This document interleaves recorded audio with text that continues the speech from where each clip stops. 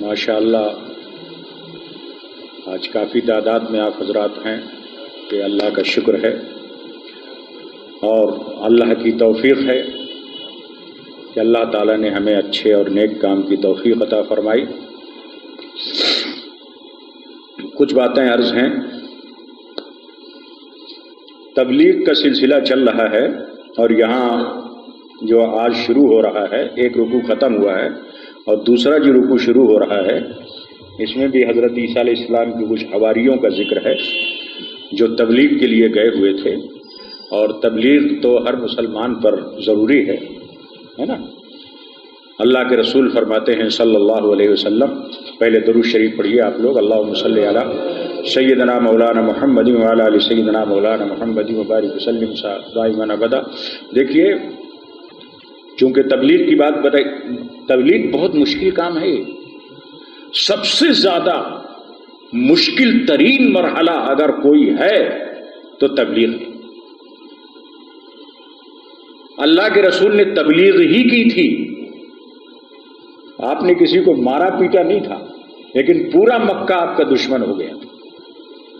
تو یہاں بھی ایسے ہی ہوتا ہے کہ اگر آپ کچھ بتاؤ نا، اور اگر کسی کے دماغ میں نہ آئے وہ بات، تو وہ آدمی صحیح سمجھنے کے لیے خالی نہیں ہوتا، صحیح سمجھنا نہیں چاہتا، لیکن ہاں وہ اپنے دل میں ضرور رکھے گا کہ شاید یہ آدمی تنقید، اس کو یہ پتہ نہیں چل رہا ہے کہ بھائی یہ تنقید نہیں ہے بلکہ یہ تبلیغ ہے۔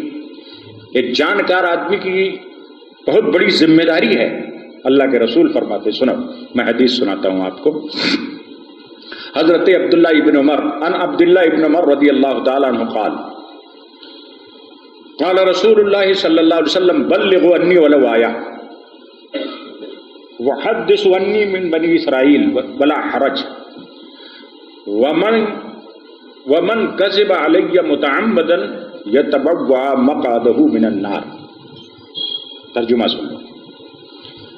حضرت عبداللہ ابن عمر، حضرت عمر رضی اللہ تعالیٰ عنہ کے بیٹے کا نام تھا عبداللہ، وہ حضور کے بہت قریب رہتے تھے، بہت زیادہ قریب، اور بتاتے ہیں صحابہ کرام کہتے ہیں کہ جس قدر حضور کے بعد حضور کی سنتوں میں سب سے زیادہ چلنے والے اور پرہیزگار صحابہ کرام میں اگر کوئی تھا تو حضرت عبداللہ ابن عمر تھے۔ ان لوگوں میں پرہیزگار جو پرہیزگاری کے مجسمے تھے، ہم لوگوں میں نہیں، ہم جیسے سیاہ کاروں میں نہیں، ان لوگوں میں پرہیزگار تھے وہ۔ اور ایک دن ایک جگہ جا رہے تھے، ایک جھاڑی پڑی تو اس جھاڑی سے اپنے کپڑوں کو لپیٹ دیا اور اس کے بعد گھومنا شروع کر دیا۔ تو جو ان کے ساتھ تھے انہوں نے پوچھا کہ یہ کیا کر رہے ہو؟ ارے یہ کانٹے دار جھاڑی ہے، آپ کے کپڑوں کو نقصان پہنچا دے گی، اس سے بچ کے نکلا جا سکتا تھا۔ کہا ہاں، ایک مرتبہ میں سرکار کے ساتھ اس جھاڑی کے پاس سے گزرا تھا تو اس جھاڑی سے میرے سرکار کا دامن لپٹ گیا تھا، مجھے وہ بات یاد آ گئی، تو میں نے کہا آج میں کیوں نہ اس جھاڑی سے اپنے دامن کو بھی لپٹا دوں۔ پرہیزگاری کی انتہا حضرت عبداللہ ابن عمر، وہ فرماتے ہیں کہ میرے سرکار فرماتے ہیں بلغنی ولو آیا، تم سب لوگ مبلغ بن جاؤ چاہے تم کو ایک ہی آیت کیوں نہ آتی ہو، لیکن علماء سے پوچھ کر صحیح۔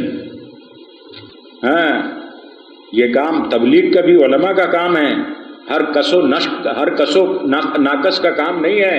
اچھی طرح سے پوچھ کر جب اس میں پوری تصدیق ہو جائے تب آپ کسی کو بتاؤ، کیونکہ جو بھی معلومات آپ کو ہے وہ آپ کے لیے ہے، نہ کہ وہ بتانے کے لیے۔ یہ انہوں نے اس زمانے میں کہا تھا، آج کے زمانے میں تو اکثر لوگ دین سے آری ہیں، صحیح نماز نہیں پڑھ سکتے صحیح طریقے سے۔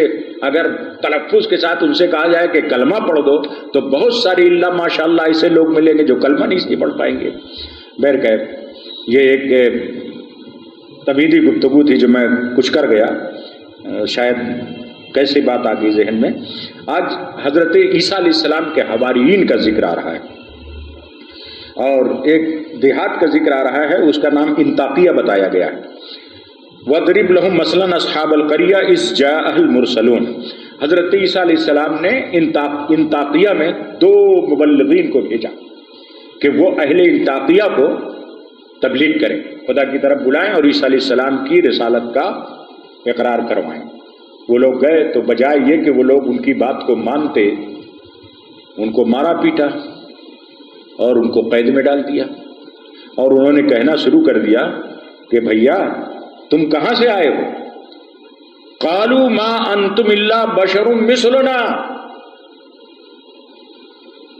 تم تو ہماری ہی طرح آدمی ہو، اور ہم ہی کو آ گئے فقیر فقراء کے بے ہوش میں آ کر کے ہم ہی کو تبلیغ کرنے لگے ہیں۔ سرکار دو عالم صلی اللہ علیہ وسلم نے بھی کہیں ایسا کہا تھا، قل انما انا بشر مثلکم، ہے نا؟ یہاں کیا ہے؟ قالوا ما انتم الا بشر مثلنا، وہ لوگ بولے اہل انطاکیہ والے کہ تم جو ہے بشر کے سوا کچھ نہیں ہو، تو تمہاری بات ہم کیوں مانیں؟ اور ایک مرتبہ میرے سرکار نے بھی کافروں سے کہا تھا، مسلمانوں سے نہیں، اور یہ حکم الہی ہوا تھا، قل اے محبوب آپ ان کو کہیے انما انا بشر مثلکم، میں بھی ظاہری طور پر تمہاری ہی جیسا ہوں، ظاہری شکل و صورت میں تمہاری ہی جیسا ہوں، لیکن میری حقیقت میں اور تمہاری حقیقت میں بہت فرق ہے۔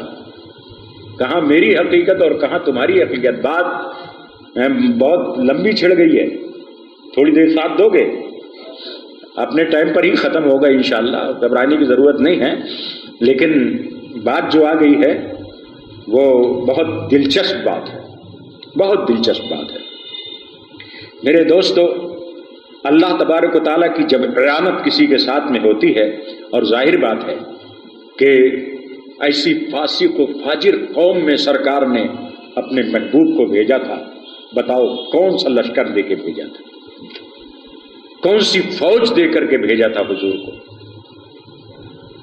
کون سا مال و منال دے کر کے بھیجا تھا کہ لو یہ مال لے جاؤ، اسلام قبول کر لو، یہ رکھو؟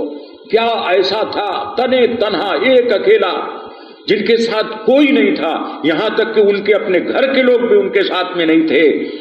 اللہ اللہ بس اللہ، اور اللہ تبارک و تعالیٰ کی اعانت اور ان کی مدد سے اللہ تبارک و تعالیٰ نے اپنے محبوب کریم علیہ الصلاۃ والسلام کی ایسی مدد فرمائی، ایسی مدد فرمائی کہ ایسی فاسق و فاجر قوم، ایسے نالائق لوگ جو کلمہ حق سننے کے لیے کسی طرح سے تیار نہیں تھے، مگر کیسا ایک عجیب و غریب ماحول پیدا ہوا۔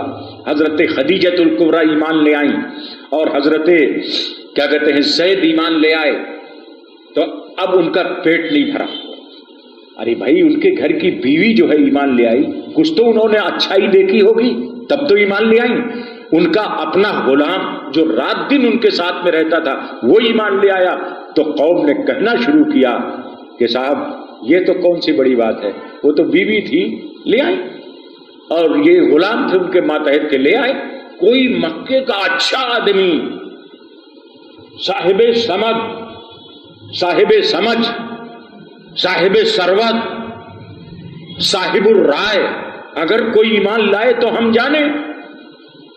تو انتظام الہی دیکھیے، سبحان اللہ، اللہ کا انتظام دیکھو میرے دوستو، میرے اللہ نے انتظام کیا، مشیت نے ایک ایسا کام کیا، خدا کی مشیت تیار ہوئی، اب ایک ایسے آدمی کو ایمان لانے کے لیے تیار ہوئی، ایک ایسے شخص کو ایمان کی دولت دینے کے لیے مشیت تیار ہوئی، جو مکے میں جس وقت حضور نے اپنی نبوت کا اعلان کیا تھا وہ مکے میں تھا ہی نہیں،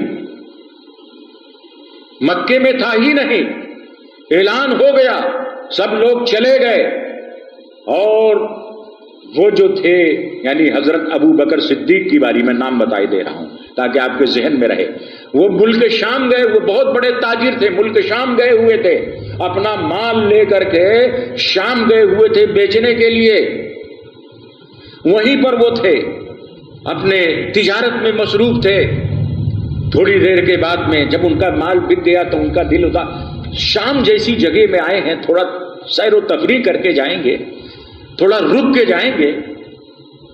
لیکن ان کی طبیعت اداس ہو گئی. اپنے غلام سے کہا مجھے مکے جلدی سے جلدی جانا چاہیے, پتہ نہیں کیوں اتنے عظیم الشان شہر میں میرا دل نہیں لگ رہا ہے. دن کا آخری حصہ تھا, آج رات گزار لیتے ہیں. غلام نے کہا نہیں, رات نہیں گزاریں گے, جہاں کہیں بھی رات ہو جائے گی گزار لیں گے. ابھی چلو, ابھی سفر کو مکمل کرو. اور یہ لوگ جو ہے وہاں سے نکل کھڑے ہوئے, جنگل میں پہنچ گئے. اندھیری رات ہو گئی, ہوائیں تیز چلنے لگی, ہو کا عالم ہو گیا, ڈر و دہشت ہو گیا. جلدی جلدی کرو تاکہ یہ جنگل پار ہو جائیں. ارے صاحب کہیں یہیں بستیوں میں رات گزار لیتے ہیں. نہیں, جلدی چلنا ہے مجھے مکے.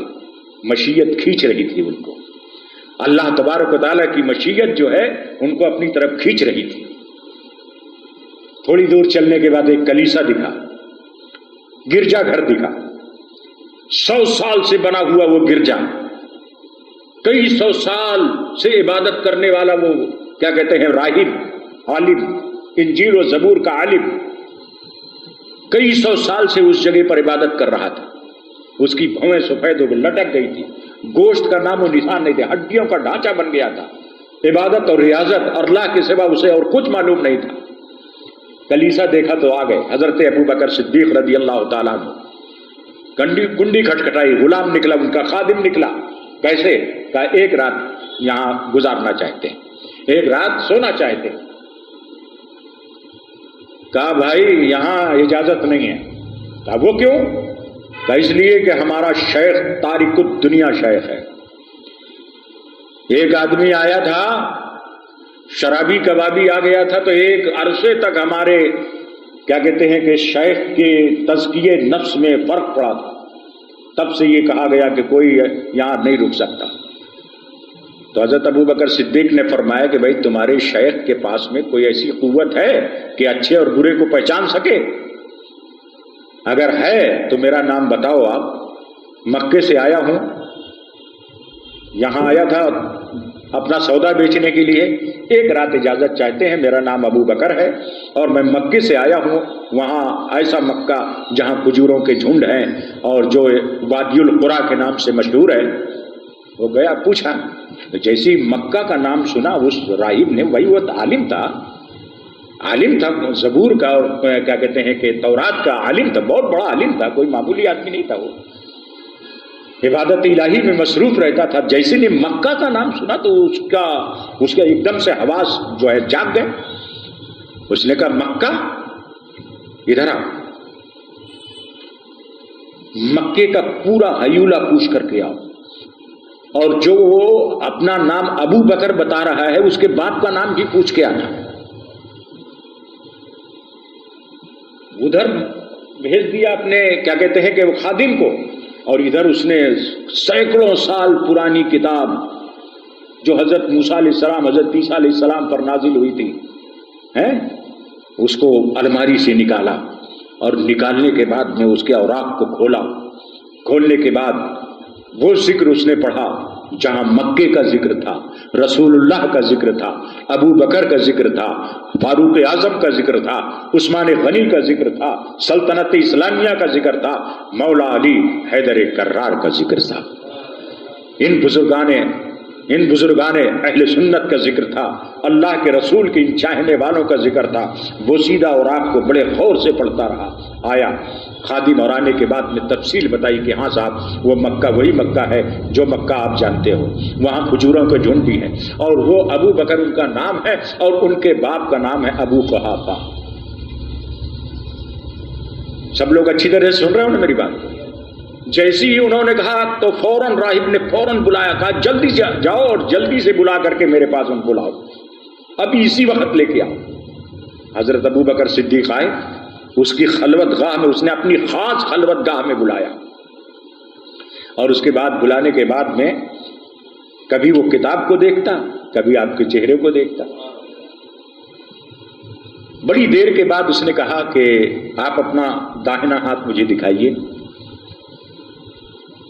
تو حضرت ابو بکر نے اپنا داہنا ہاتھ دکھایا.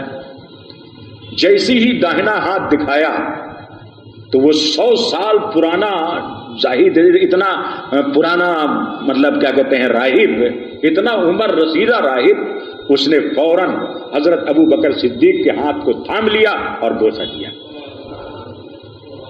ہاتھ کو بوسہ دیا۔ ابو بکر صدیق کو بھی وحشت ہو رہی تھی کہ یہ اتنا بوڑھا آدمی یہ کیا میرے ساتھ مذاق کر رہا ہے، ایک رات گزارنے کی اجازت مانگی ہے، کیا کیا کر رہے ہیں یہ؟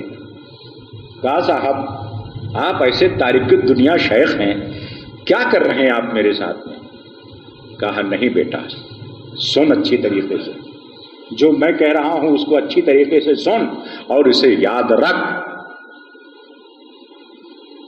ہماری کتاب آسمانی کتاب ہے، یہ منزل من السماء ہے، یہ حضرت موسیٰ اور حضرت عیسیٰ علیہ السلام پر نازل ہونے والی کتابیں ہیں، اس میں سارے احوال لکھے ہوئے ہیں۔ ایک نبی ان قریب یا تو وہ ظاہر ہو گئے ہیں یا ظاہر ہونے والے، ان قریب جو سب سے آخری رسول ہوں گے یا تو وہ ظاہر ہو گئے ہیں یا ظاہر ہونے والے ہیں۔ اگر وہ ظاہر ہو گئے ہیں تو تمہیں مبارک ہو کہ سب سے پہلے ان کے جانشین تم بنو گے اور اسلام کی دولت سے تمہیں مالا مال کر دیا جائے گا۔ کہا پورا سراپا تمہارا ہماری کتاب میں لکھا ہوا ہے اور تمہارے پیغمبر کا نام لکھا ہوا ہے، تمہارے شہر کا نام لکھا ہوا ہے، اگر تمہیں عبرانی زبان آتی ہو تو یہ صحیفہ خداوندی پڑھو۔ حضرت ابو بکر صدیق کچھ نہیں بولے، وہاں سے ہٹے، ایک گوشے میں رات گزاری، جلدی جلدی سفر طے کیا، مکے میں پہنچے۔ میں جلدی بتا رہا ہوں آپ کو، بات تو بہت لمبی سب چوڑی ہے، بتاؤں گا تو کئی گھنٹے لگ جائیں گے، لیکن میں جلدی سے بتا دیتا ہوں آپ کو کہ جلدی سے مکے پہنچ گئے۔ راستے کا حال نہیں بتا رہا ہوں کہ راستے میں اور کیا کیا ہوا ہے، ایک مسافر کے راستے میں کیا کیا حالات رونما ہو دیتے ہیں وہ سب میں نہیں بتا رہا۔ مکے پہنچ گئے، حضرت ابو بکر صدیق جیسے ہی مکے میں داخل ہوئے تو سب سے پہلے جس آدمی سے ملاقات ہوتی ہے تو وہ سرکار کا سب سے بڑا دشمن ابو جہل، بڑے اتفاق سے ملاقات کیا، ہاتھ ملایا، کہا تم باہر سے آ رہے ہو؟ کہا ہاں میں باہر سے آ رہا ہوں۔ ارے کہا تمہارے بعد یہاں بڑا عجیب و غریب رنگ پھیلایا گیا ہے۔ کہا کیا ہوا؟ کہا عبداللہ مرحوم کے بیٹے کو تم جانتے ہو، ان کی شرافت بہت اچھی تھی، بڑے نیک تھے، وہ بڑے کیا کہتے ہیں صادق تھے، بڑے امین تھے، مگر یہ لوگ عجیب عجیب سازش کرتے ہیں، بولے سب چیز اپنے نام کر لیا، خانہ کعبہ کی متولی یہ، سردار کعبہ یہ، زمزم شریف کے پلانے والے سقا یہ، ساری فضیلتیں ان کو ہیں۔ اب وہ ان کا بھتیجا ابو طالب کا بھتیجا یہ کہتا ہے کہ میں نبی ہوں، مجھ پر ایمان لے آؤ۔ بولے اب یہ ایک نیا معاملہ رکھ دیا، ان کو خانہ کعبہ کی جو اتنے بڑے مطلب ذمہ دار ہیں اس سے ان کا پیٹ نہیں بھر رہا ہے، یہ زمزم کے سقا ہیں اس سے ان کا پیٹ نہیں بھر رہا ہے، یہ سردار مکہ ہیں اور آج سے نہیں، حضرت اسماعیل علیہ السلام کے زمانے سے یہ لوگ چلے آ رہے ہیں اور ہم ان کی سرداری کو تسلیم کیے ہوئے ہیں۔ اب ان کا جو بھتیجا ہے وہ کہتا میں نبی ہوں، میرے اوپر ایمان لے آؤ۔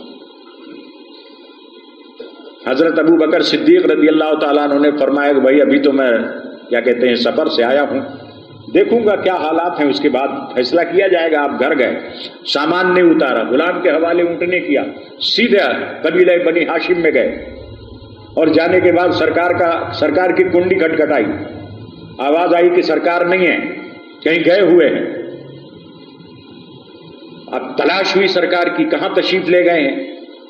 جب کسی نے بتایا کہ یہ آپ جو ہے کوہ بو قبیس کی طرف گئے ہوئے، حضرت ابو بکر صدیق ویسی گرد والو چہرے کے ساتھ اور بدن کے ساتھ میں سرکار کی تلاش میں چلے جا رہے ہیں۔ دور سے دیکھا کہ سرکار کوہ بو قبیس، یعنی ایک بو قبیس کا پہاڑ ہے وہاں پر مکے میں، اس کو بو قبیس بولتے ہیں، تو وہاں پر آپ ایک پتھر کی چٹان پر تشریف فرمائیں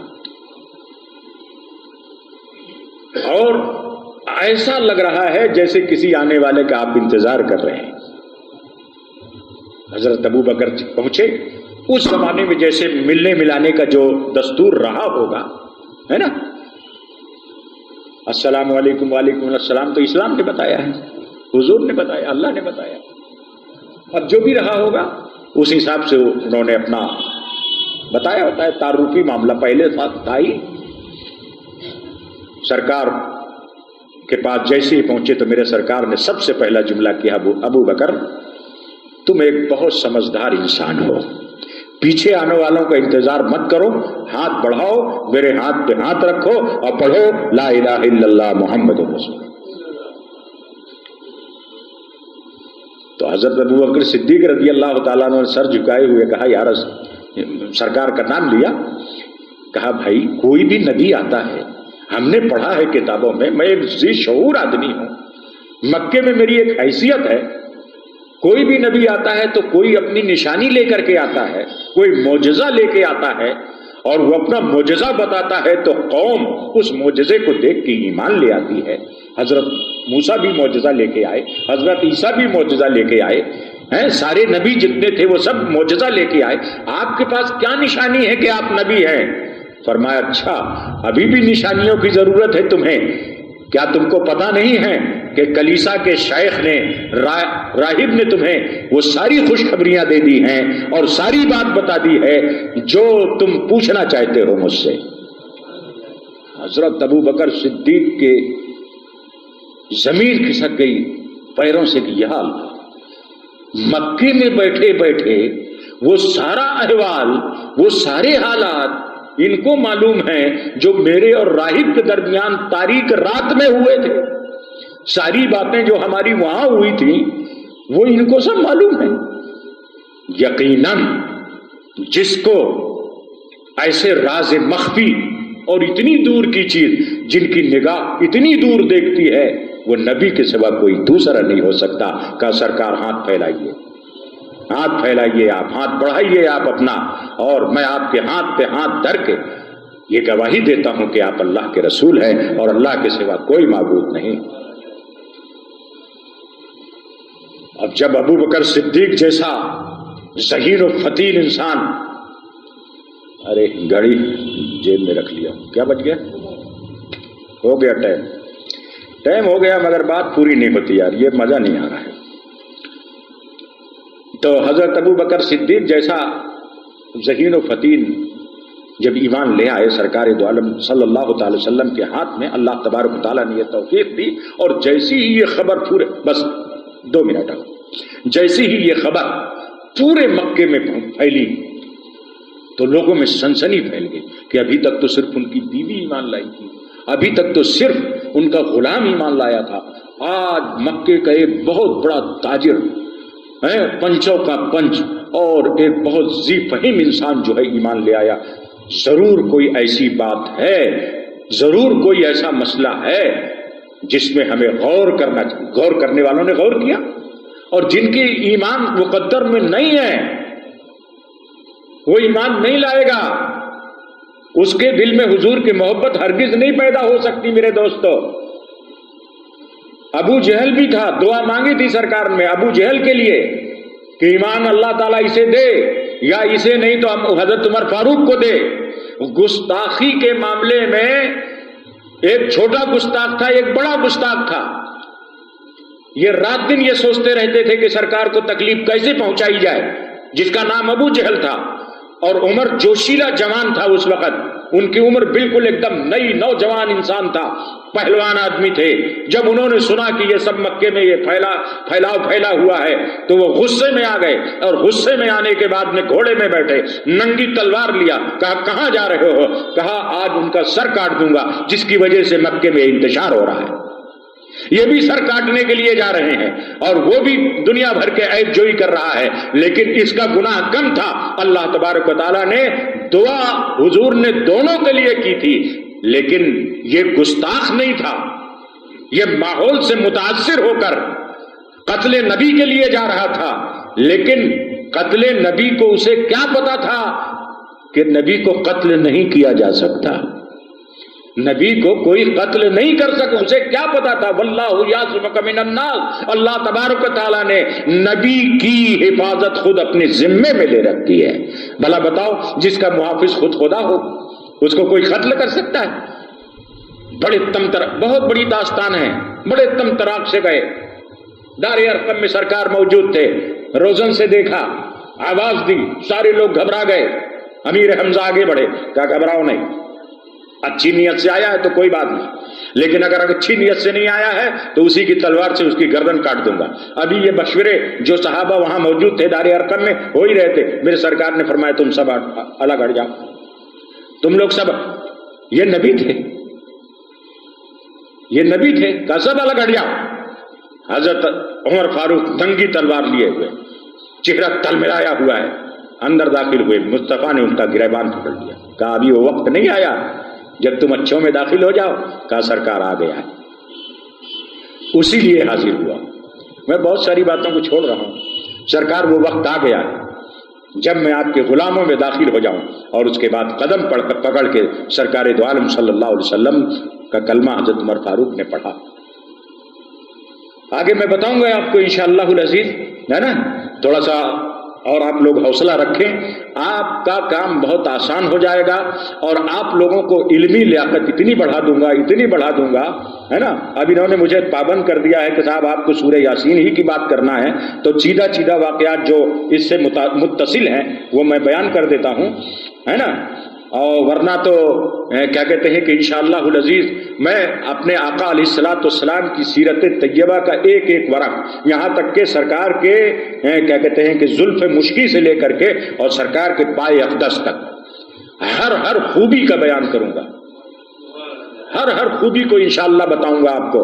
تو اللہ تبارک و تعالی ہمیں اور آپ کو دین سیکھنے کی، اور میں یہ کہتا ہوں کہ سرکار سے زیادہ بہتر ذکر دنیا میں کوئی اور ہے ہی نہیں۔ نہ کیوں آرائشیں کرتا خدا دنیا کے ساما میں، انہیں دولہا بنا کر بھیجنا تھا بزم امکا میں، یہ رنگینی یہ شادابی کہاں، یہ رنگینی یہ شادابی کہاں گلزار رضواں میں، ہزاروں جنتیں آ کر بسی ہیں کوئے جانا میں، ہزاروں جنتیں آ کر بسی ہیں کوئے جانا میں۔ بس یہیں تک میں اپنی بات کو ختم کرتا ہوں انشاءاللہ العزیز۔ اب حضرت عیسیٰ علیہ السلام کے حواریوں کا ذکر ہوگا، ایک رکوع ختم ہو گیا ہے، اور اگلے جمعے میں انشاءاللہ میں دوسرا رکوع ختم کروں گا، ہے نا۔